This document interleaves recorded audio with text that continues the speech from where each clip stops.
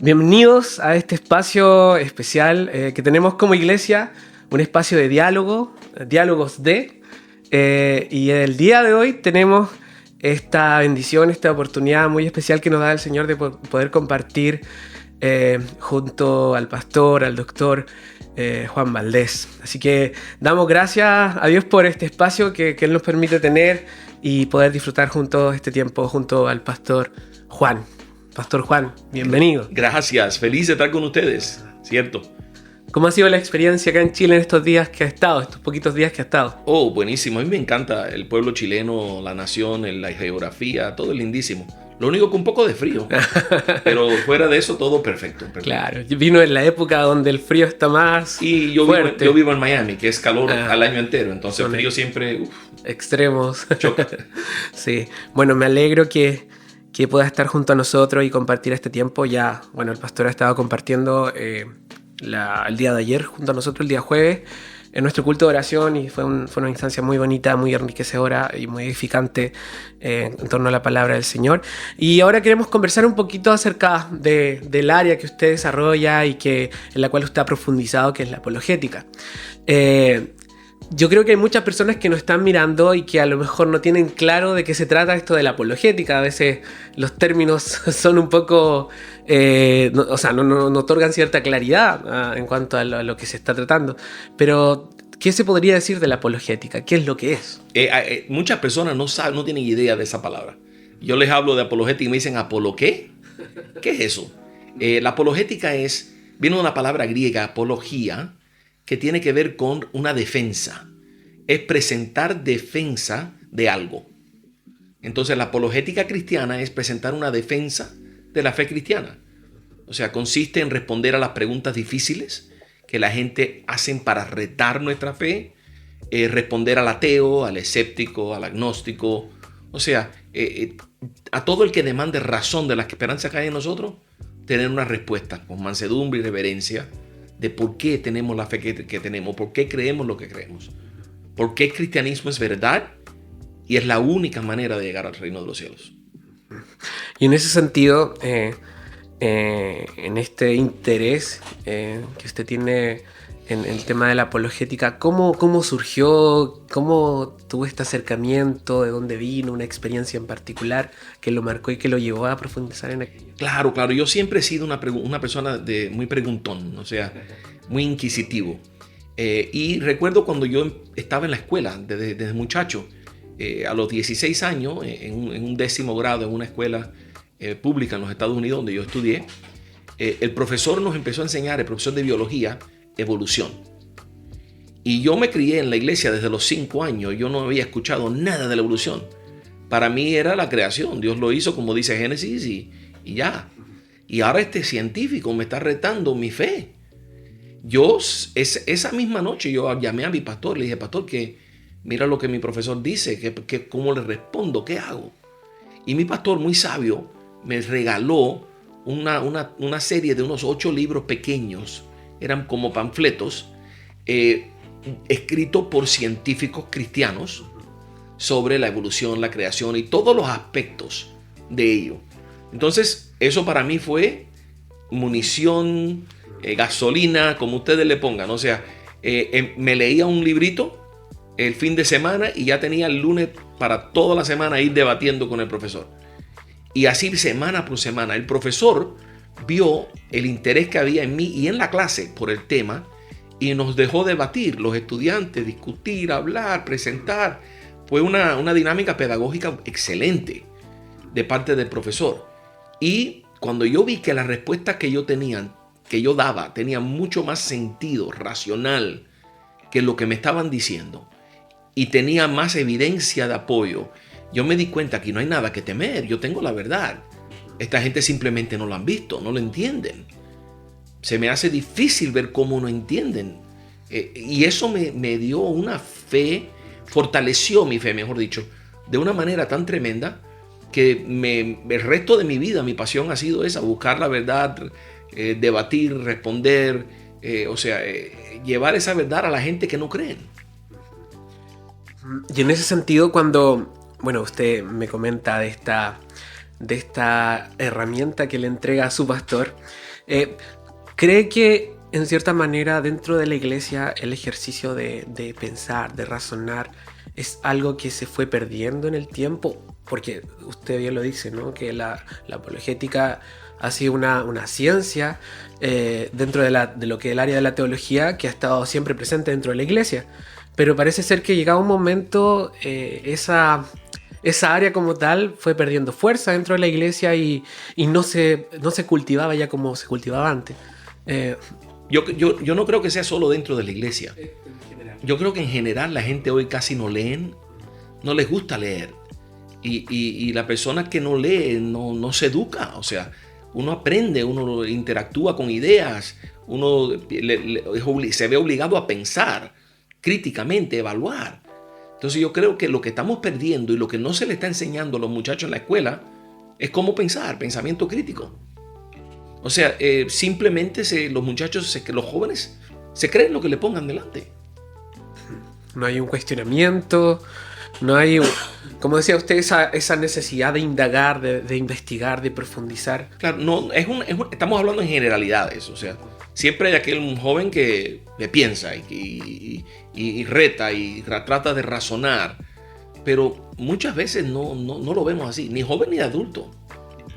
Y en ese sentido, por ejemplo, en el área de la iglesia como tal, usted ve que hay este divorcio, ¿no?, entre lo que es la fe y la razón dentro de lo que es el ambiente cristiano. Yo lo veo así, Yo creo que muchas veces caemos en el error de pensar que lo único que necesitamos es fe, que lo único que necesitamos es orar. Y créeme, orar y tener fe es grandísimo, eso para nosotros es fundamental. Pero si eso es cierto, ¿para qué nos dio Dios un cerebro? ¿Para qué nos dio una mente y la capacidad de razonar y una facultad tan poderosa como es la mente? Para que la usemos. Y la gente quizás no entiende que cuando le preguntan al Señor ¿cuál es el más grande mandamiento? Y Él le dice, ama a Dios ¿cómo? Con todo tu corazón. Ay, qué lindo la emoción. Yo canto al Señor, yo lo amo. Y con toda tu mente. ¿Cómo tú amas a Dios con tu mente? Conociéndole, profundizando, o sea, indagando, comiéndote la revelación que te ha dado. O sea, ese amor con la mente es la parte que hemos sido un poco negligente, me parece. Me parece que es más, preferimos más un poco de emoción y eso, y no hay nada malo con eso, pero no le damos el tiempo al pensamiento.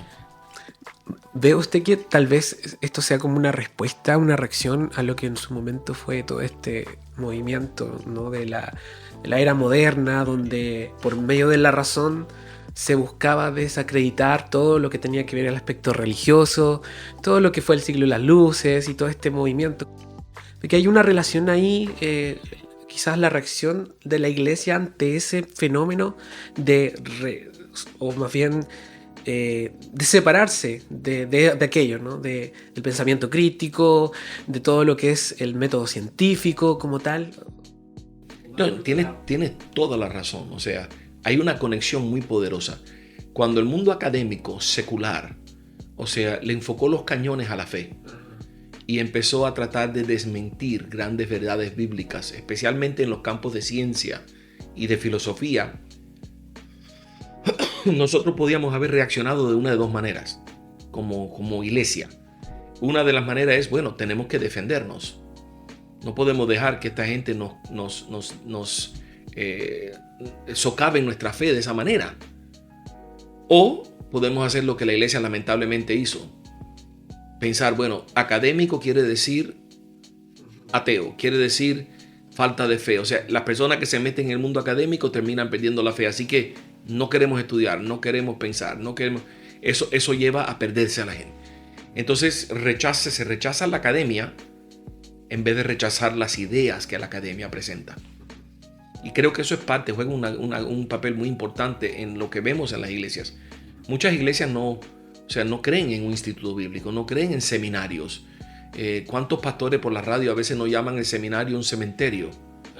Como chiste, pero no es un chiste. O sea, el seminario no es un cementerio. Es un lugar donde nos profundizamos en la palabra de Dios.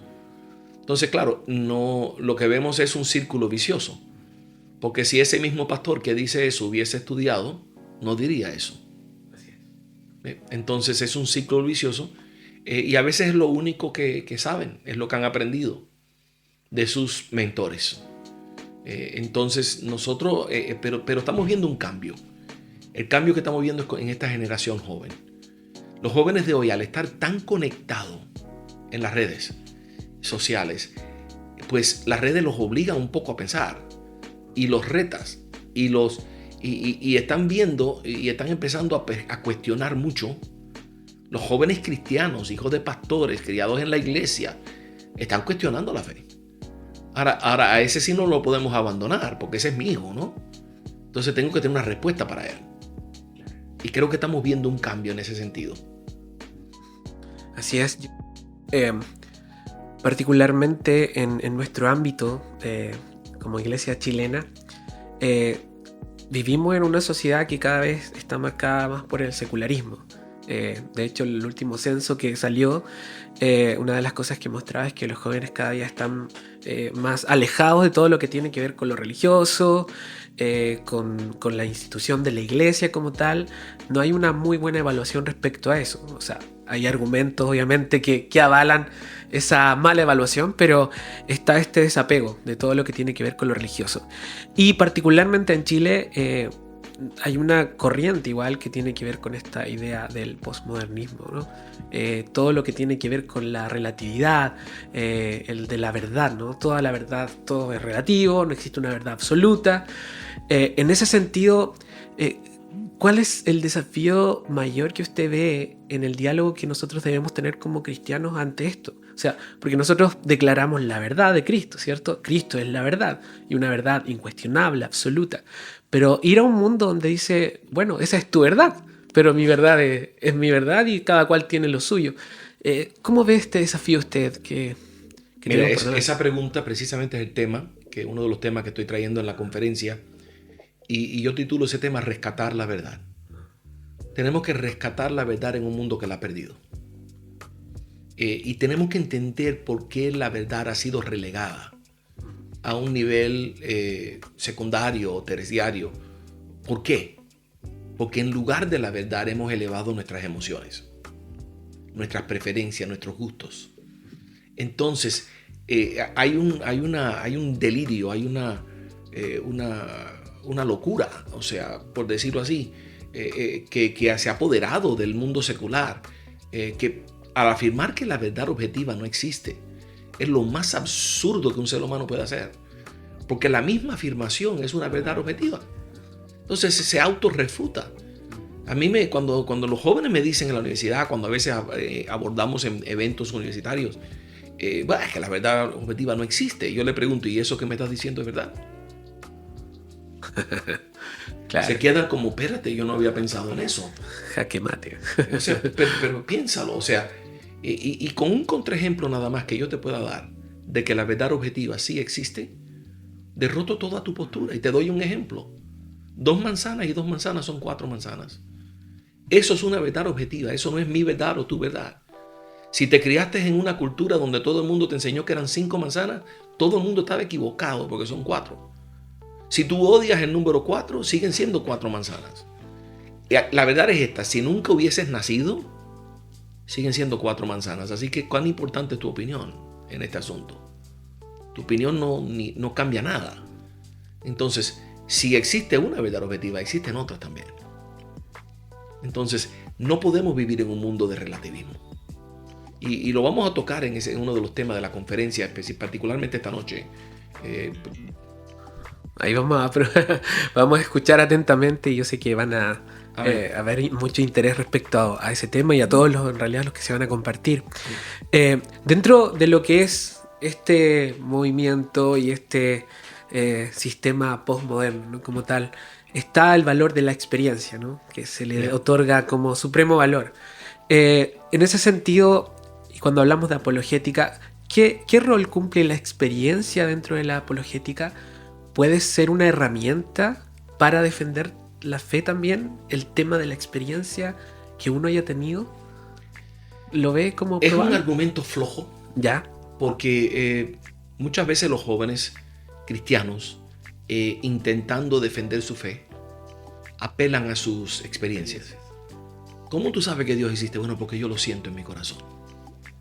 Y para ti y para mí eso es un buen argumento. Pero para la persona agnóstica o el ateo, eso no es un buen argumento. Algo que tú sientas no tiene conexión ninguna con la realidad.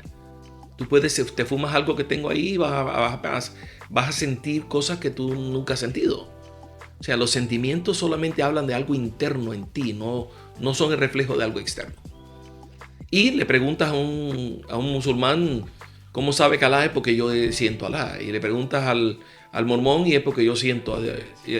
Todo el mundo apela a una experiencia. Entonces, aunque es real que tenemos una experiencia con Dios, no es un buen argumento. Es fácil de contraargumentar. Claro. Sí. Si estamos tratando de persuadir a alguien, o sea, lo tenemos que llevar a un nivel razonable y objetivo. Porque de nuevo, mis experiencias son relativas. Son mis experiencias, son subjetivas. Entonces, tenemos que llevarlo al campo de lo objetivo para poder tener un diálogo saludable, un buen debate. Y en cuanto a eso mismo, del diálogo como tal, vivimos en un mundo que está cada vez más polarizado, ¿no? Las posturas están allí muy extremas. Y en ese sentido, ¿qué cuidado debemos tener a la hora de plantarnos en nuestra fe y defenderla? O sea, ¿cuáles son esos límites que no podemos traspasar en el sentido de abordar a la otra persona? ¿Qué parámetros, qué lineamientos deberíamos seguir para no caer en una apologética que es solamente de trinchera, de estar allí lanzando como piedras o argumentos, ¿no? Pero no apuntar finalmente al corazón de la otra persona y buscar persuadir a la otra persona? Tremenda pregunta, pero me parece que tú has visto mis presentaciones que voy a tener en esta conferencia. Porque estás dándole ahí una por una. Esa es otra charla que tengo en la conferencia, donde hablo de las características de nuestros tiempos. Y una de las características de nuestros tiempos es esa polarización tremenda, especialmente en la juventud. Hay un atrincheramiento donde no se permite el diálogo civil. O sea, todo es pelea. Si tú no estás de acuerdo conmigo, eres mi enemigo. En vez de tener una oportunidad de dialogar, de pensar, de evaluar nuestras ideas, nuestros argumentos, eso se ha perdido. Pero la iglesia tiene que hacer algo, porque esa polarización, o sea, es un impedimento a que prediquemos el evangelio. Entonces, vas a hablar a un lugar secular de Cristo y lo primero que te va a salir es esa polarización. Tú eres cristiano, tú eres de aquello, tú eres homófobo. Claro. Homófobo, ¿no? Homofóbico. Homofóbico, o sea, ¿cuál es tu problema con los homosexuales? Si entre que dos personas se amen, ¿cuál es el problema? Y empiezan una pelea, a pelear. Tú no has dicho nada todavía. Y ya la temperatura ha subido y la ira, la presión arterial ha subido y todo está. Y eso es una característica tan común en nuestros tiempos. Lo primero que tenemos que estar es nosotros bien conectados con el Señor. En oración. Tener la calma del Espíritu Santo para no ofendernos, para no pelear de en regreso, para no retaliate, para no devolver los argumentos de manera igual o peor, no tratar de ganar un argumento. Lo que tenemos no podemos perder la perspectiva que el objetivo es ganar un alma, no un argumento. Entonces, si se me olvida que hay un corazón y un alma que necesita a Cristo en esta persona que me está gritando y me está ofendiendo, es muy fácil que yo baje a ese nivel y empecemos a pelear. Pero si yo entiendo que hay un alma ahí, yo le respondo con amor. Yo le respondo con amor. No le respondo con ira. No le respondo de la misma forma. Y a veces nos toca perder un argumento, pero dejar abierta una puerta para poder seguir ese diálogo, para llevar a una persona a los pies de Cristo. Y el amor vence. El amor vence. Al final el amor gana siempre. Siempre, pero a veces toma tiempo. Porque esa persona que te ha ofendido ve tu reacción y no la esperaba. Se pone los guantes y está listo para pelear y tú no vas a pelear. Y para pelear tienen que haber dos. entonces uno lo que responde con la mansa respuesta que dice la palabra, aplaca la ira. Yo no sé por qué te sientes tan enojado conmigo. No sé por qué me catalogas de esta manera. Tú a mí no me conoces. Tú no sabes lo que pienso porque ni siquiera te lo he dicho. Quizás el enojo tuyo parte de otro lugar. Quizás en tu corazón falta una paz. Y de esa paz es la que te quiero hablar. O sea, te quiero hablar. Y tratar de llevar la conversación a otro tema, a otro plano. Y a veces funciona, otras veces no. Pero nosotros tenemos que ser consistentes. No comprometemos la verdad. La verdad no se puede comprometer. Pero sí podemos aplicar métodos y tácticas de acercamiento. O sea, que son más efectivas.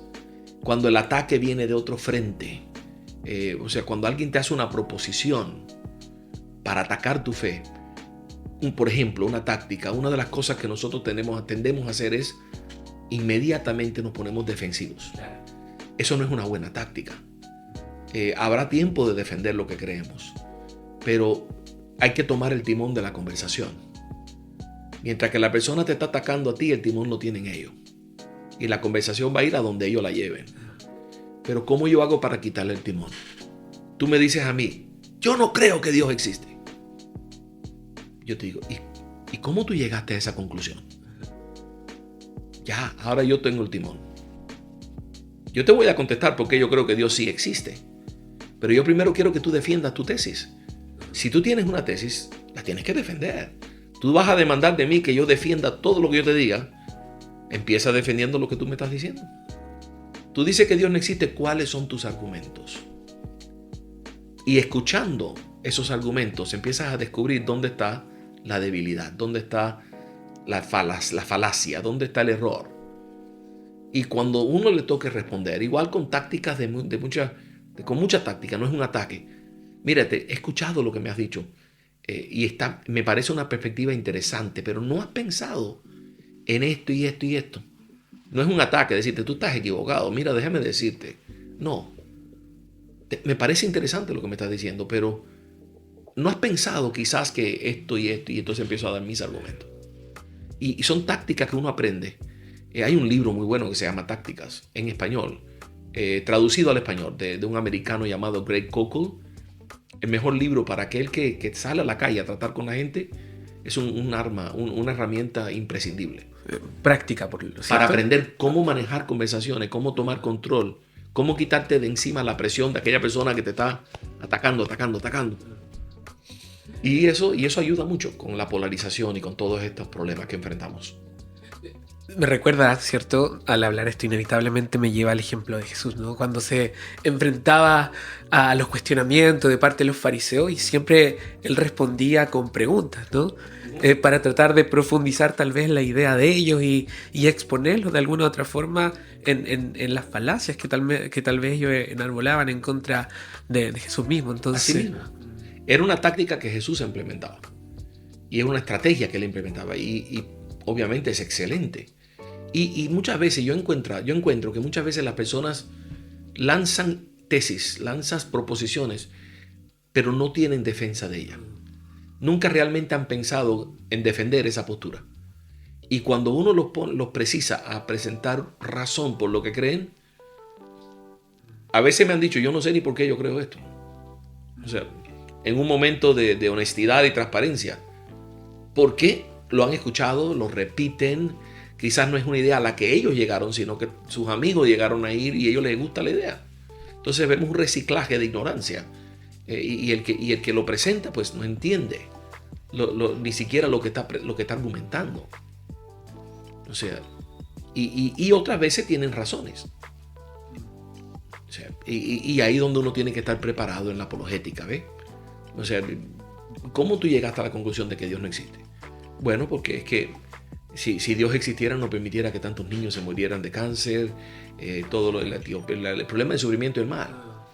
Y entonces tienen una razón. Ahora nos toca responder a esa razón. ¿Ves? Pero estamos teniendo un diálogo. Estamos escuchando. Cuando tú le preguntas a alguien estas preguntas, tú le estás dando una oportunidad de que ellos se expresen. Cuéntame, en la calle, ¿a quién le interesa lo que tú tienes que decir? A nadie. A nadie. Todo el mundo le interesa lo que ellos quieren decir y lo que tú tienes que decir no te interesa. Todo nos ha pasado que escuchamos a alguien cuando nos toca hablar a nosotros, se van. Ya no les interesa. A ellos lo que les interesaba es lo que ellos querían decir. Entonces, cuando tú le das una oportunidad a alguien a hablar, le estás demostrando valor, le estás dando valor a su opinión. Le estás escuchando. Ya de calle vas a empezar a abrir una puerta de amistad y de relación. Porque hay alguien aquí que me quiere escuchar mi opinión. ¡Wow! ¡Qué novedad, qué novedoso! Tiene muchas ventajas. Sí, yo creo que el tema de la escucha activa es una puerta muy, muy grande, ¿no? Para llegar finalmente al corazón de la persona. Claro. Sí. Y la apologética más efectiva es la apologética relacional.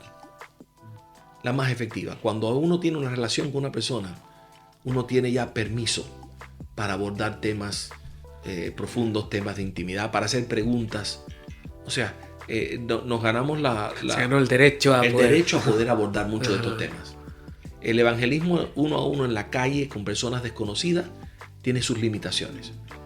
Tenemos que hacerlo, es efectivo, pero tiene limitaciones. Porque somos desconocidos y no hay confianza y no hay relación. Así es. Sí. Bueno, y un poco para ir ya cerrando este espacio, ¿qué le diría o cuál sería su consejo para una persona, quizás alguno de nuestros hermanos y hermanas, que está en un ambiente donde a lo mejor se cuestiona constantemente su fe? Yo sé que hay muchos hermanos que trabajan en áreas como educación, siendo profesores, otros en áreas científicas, donde siempre hay cuestionamiento, y como usted lo ha dicho, hoy en día las universidades son cada día más polarizadas. Antes era un espacio abierto para el diálogo, y hoy en día no hay esa tolerancia a poder conocer, indagar en otras posturas, tal vez. ¿Qué le diría a un cristiano que está enfrentándose a esas preguntas, a esos cuestionamientos, y que tal vez está con dudas en su corazón respecto a ciertas cuestiones que se le han planteado? Yo le propongo a cualquier persona en esa situación que primero que busque la verdad. Tenemos que buscar la verdad, tenemos que ser honestos, tenemos que ser íntegros en la búsqueda de la verdad. Y cuando encuentres la verdad, estar dispuesto a responder a ella. Entonces, nosotros tenemos la verdad, sabemos cuál es la verdad. Y el que empieza a buscar la verdad la encuentra. Entonces, un creyente que empieza a chocar con estas dudas, investiga. Pero investiga de adentro, no de afuera. Investiga de adentro. Lo que vemos hoy en día es como una analogía de, estás en un barco, pasa otro barco por al lado y te invita y tú saltas para el otro barco. Esto para ver si el otro barco es bueno o no. De adentro. Si aquel barco se hunde, te hundiste tú con el barco. O sea, las cosas se evalúan de adentro, de dentro de la fe cristiana. Y en vez de abandonar la fe, cuestionar, dudar, empezamos a evaluar, bueno, esta idea que me dieron, ¿qué respuesta hay a eso? ¿Qué han dicho otros? Porque créanme que todas las preguntas se han hecho y todas han respondido. ¿Cómo respondieron los cristianos a esta pregunta antes? ¿Cómo responden mis hermanos a esta pregunta? Y empezar a investigar. Vas a encontrar que todas estas preguntas tienen respuestas. Y si llegamos a una pregunta que no encontramos respuesta, debemos darle el beneficio a Dios de la duda. O sea, si Dios nos ha amado tanto y nos ha demostrado tanto y tenemos tanta evidencia de lo que Él ha hecho en nuestro corazón, en nuestra vida, en nuestros hijos, hemos visto su mano. Entonces, porque yo no entienda algo, ¿voy a abandonar a Dios? No tiene sentido. Y si no entiendo algo, no es porque Dios ha fallado, es porque mi mente no llega. El problema no está en Dios, el problema está en mí. Y el hecho de que nosotros somos torpes, somos necios, nos cuesta entender muchas veces las cosas. Con una mente finita, ¿cierto? Claro. Entonces tenemos que dejar espacio. Si nosotros supiéramos todo y entendiéramos todo, fuéramos Dios. Ajá, así es. No lo somos. Y en ese sentido, antes de que podamos concluir, las limitantes de la apologética, o sea, en el sentido de qué cosas la apologética no puede responder? La apologética no puede salvar a nadie. La apologética es una herramienta para el evangelismo. Le podemos llamar un pre-evangelismo. O sea, la idea es que para que tú vengas a los pies de Cristo, tú tienes que tener la capacidad. Para tú venir a los pies de Cristo, tú tienes que tener, ¿cómo te digo? Tú tienes que tener la capacidad intelectual de hacerlo. A lo que voy es esto: si tú tienes un obstáculo, si tú no crees en milagros, ¿cómo vas a aceptar a Cristo como tu Salvador? Su resurrección, si tú no crees que resucitó. Entonces, la apologética se convierte en un pre-evangelismo. ¿Cuáles son los obstáculos que te impiden a ti rendirte al Señor? Y vamos a ver cómo lo vamos removiendo uno por uno a través de la apologética, para que te puedas acercar. Es una de las herramientas más útiles que hay en el pre-evangelismo. Hay personas que no lo necesitan, porque ya están maduritos. Ya cuando tú llegas con el evangelio, lo que quieren es rendirse a Cristo. No tienen preguntas de nada. Claro, vienen dispuestos. Porque ya han pasado el proceso. Y ahora lo más importante para ellos es su salvación y no tanto los demás temas periféricos. Entonces, pero otras personas no. A otras personas hay que persuadirlos. Y ahí es donde la apologética entra. Pero la apologética tiene su limitación. Es una herramienta, solamente. Pastor, bueno, acá el pastor nos ha traído un libro. Uno de sus libros, ¿cierto? Sí. Es 100 preguntas sobre Dios, que es un libro que él escribió en conjunto con Antonio Cruz. ¿De qué se trata este libro a grande? Bueno, el título es evidente. Antonio, mi amigo Antonio es un apologista extraordinario de Español, Barcelona. ¿cierto? Sí. Zoólogo, biólogo, profesor de toda la vida de biología, apologista excelente. Entonces, él y yo hemos hecho muchos eventos juntos porque hay muy pocos apologistas de habla hispana. Nos conocemos y somos muy pocos. Y decidimos un día, ¿por qué no escribimos un libro sobre las preguntas que la gente nos hace a nosotros acerca de Dios? Y él hizo una lista de las preguntas que hay más comunes que yo hice una lista, las combinamos y sacamos 100 preguntas sobre Dios. Luego la dividimos entre los dos. Él contestó 50 preguntas, yo 50 preguntas. Y está dividido por categoría. Preguntas teológicas sobre Dios, como 9 o 10 preguntas sobre la Trinidad, para realmente desempacar todo lo que es la Trinidad. Preguntas filosóficas. Tenía razón Nietzsche de que Dios está muerto. Tenía razón el otro, Spinoza.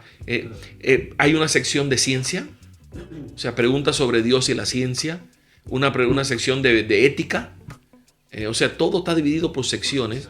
Y lo lindo que tiene el libro es que las últimas 4 o 5 preguntas son para llevar a una persona a los pies de Cristo.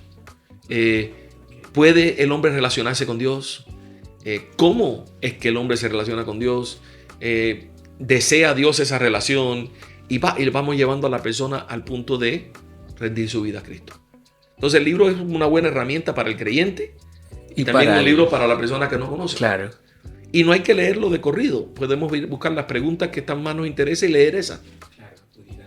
En algún momento específico que tengamos alguna duda sobre un Y ha tópico en particular. Muy buena acogida el libro. Aparte de este libro, ¿usted ha escrito 2 libros más? He escrito 2 libros más y he escrito muchos capítulos en otros libros de otros autores.